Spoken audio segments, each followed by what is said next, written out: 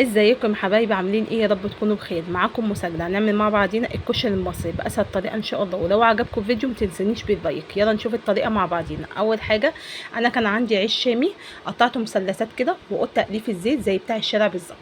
تمام يا حبايبي؟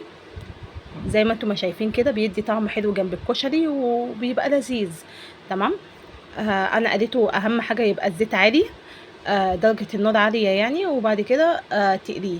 وبعد ما اتقلى حطيت عليه شوية ملح وشوية كمون. بصوا ما شاء الله كان تحفة. بعد كده انا جبت 3 بصلات، قطعتهم عشان تقطعهم رفيعين كده. بيبقى شفت المبشرة اللي هي بتاعت الشيبسي، بتاعت البطاطس الشيبسي، قطعتها كده بيدي معاكي زي بتاع الشارع بالظبط. برضو بيقطع معاكي ناشف وجميل وخفيف كده وحلو، مش طري. بصوا هو لسه اللون بتاعه لسه يعني، هو نفس الدرجة دي. خلاص هو كده مش محروق، هو كده اللون ده بتاعه.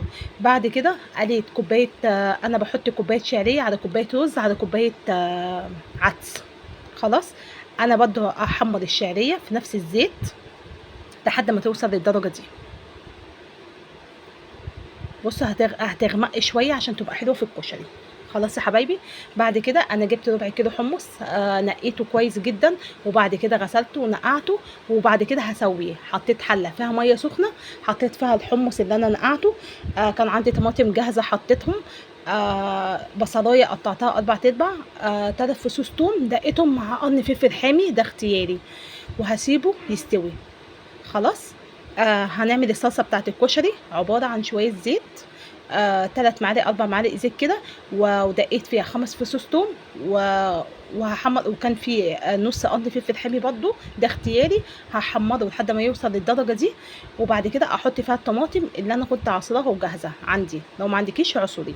خلاص يا حبايبي. هسيبها برضو ايه تفك مع نفسها. اهو الحمص انا كنت موطيه عليه، غلي ووطيت عليه استوى. هحط عليه نص معلقه سكر، نص معلقه ملح، ربع معلقه كمون. بصوا ما شاء الله تحفه ازاي. هنيجي نعمل بقى الكشري مع بعضينا. هحط شويه زيت برضو، وهحط فيها بصلايه مقطعاها مكعبات صغيره لحد ما تصفر لي معايا البصلايه. خلاص. بعد ما اصفرت معايا انا حطيت زي كوبايتين ميه. خلاص. العدس ده كنت انا منقياه ونقعته برضو، لازم تنقعوه. خلاص هسيبه يستوي. انا حطيت نص معلقه سكر دي علشان القشره بتاعه تفضل ثابته على العدس زي ما هو. بص هو كده كان معايا استوى خلاص. خلاص يا حبايبي. اهو كده استوى. خلاص استوى. هنحط بقى على العدس كوبايه الشعريه اللي انا حمضتها. وهحط كوبايه الرز. زي ما قلت لكم انا بحط كوبايه كوبايه كوبايه، كوبايه عدس كوبايه رز كوبايه شعريه. البهارات عباره عن ايه؟ ملح وكمون. وهقلب كده. وبعد كده هنزود ايه؟ هنزود الميه. طبعا لكل كوبايه رز زي ما انتم عارفين، انتوا عارفين ان العدس استوى، لكل كوبايه رز كوبايه ميه. خلاص كده وطيت عليه واهو. خلاص شرب الميه بتاعته وهوطي عليه. خلاص يا حبايبي. تعالي بقى نشوف الصلصه كانت فكت معايا وخلاص اتسبكت. هحط ملح وكمون ونص معلقه سكر عشان الحموضه بتاعت الصلصه. تعالوا بقى نعمل مع بعضينا الدقه. حطيت شويه زيت، دقيت 5 فصوص توم مع قرن فلفل حامي، ده اختياري برضو زي ما قلت لكم. هحط زي 5 معالق خل. هسيبها تغلي غلوتين. بعد كده هنحط كوبايه ميه. البهارات عباره عن ايه؟ نص معلقه ملح، ربع معلقه كمون، ربع معلقه كزبره، ما بيتحطلهاش اكتر من كده. وهسيبها تغلي شويه. هتبقى بالجمال ده ما شاء الله. بصوا لونها، ولا حطيت لون ولا اي حاجه، تحفه. والصلصه هنغرفها. خلاص هي كده اتسبكت واتظبطت وحطيت البهارات بتاعتها وزي الفل. بصوا ما شاء الله. هنعمل بقى شويه شطه.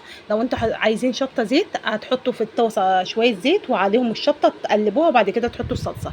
انا عملت الصلصه وعليها معلقه شطه. وده الحمص. بصوا ما شاء الله. حطيت عليه نص ليمونه. ولو عايزين شطه حطوا شطه. بص انا الرز خلاص استوى بتاع الكشري. حطيت عليه البصل اللي انا قطعت جوانح. وبعد كده حطيت الصلصه اهو.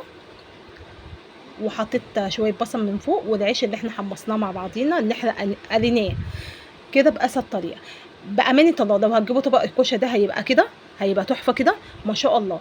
ده انا بقول لكم ده الدقه والشطه، وعملت طبق سلطه حلو كده بفلفل الالوان والعيش اللي احنا حمصناه والتقليه اللي احنا قطعناها جوانح. ولو عجبكم الفيديو ما تنسونوش في لايك واشتراك وتفعيل الجرس، والسلام عليكم ورحمه الله وبركاته.